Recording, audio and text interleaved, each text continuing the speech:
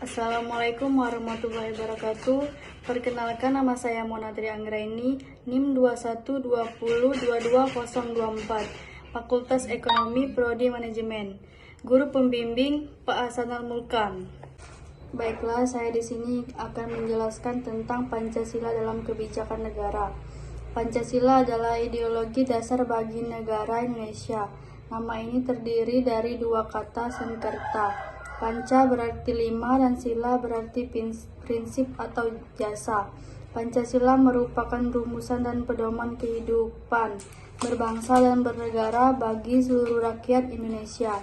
Pancasila sebagai dasar filsafat negara Republik Indonesia yang secara resmi disahkan oleh PPKI pada tanggal 18 Agustus 1945 dan tercantum dalam pembukaan UUD 1945 yang diundangkan dalam berarti Republik Indonesia tahun ini, nomor 7 bersamaan dengan batang tubuh. UUD 1945 konsekuensinya adalah Pancasila merupakan sumber dari segala sumber hukum. A. Mempresentasikan Pancasila dalam bidang politik. Pembangunan dan pengembangan bidang politik harus mendasarkan pada dasar etimologi manusia. Hal ini didasarkan pada kenyataan objek bahwa manusia adalah sebagai subjek negara. Oleh karena itu, kehidupan politik harus benar-benar merealisasikan tujuan demi harkat dan martabat manusia.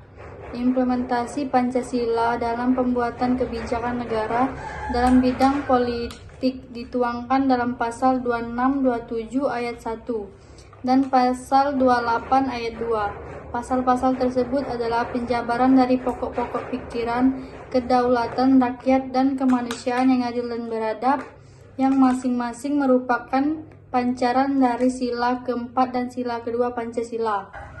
B.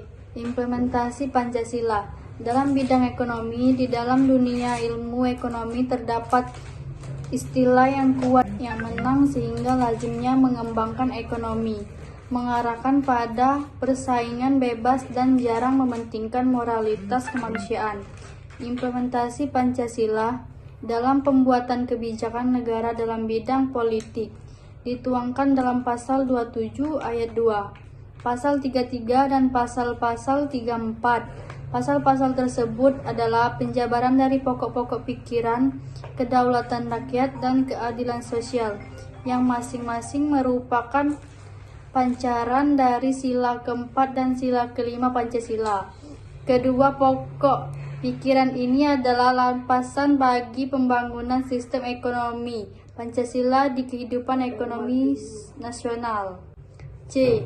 Implementasi Pancasila dalam bidang sosial dan budaya.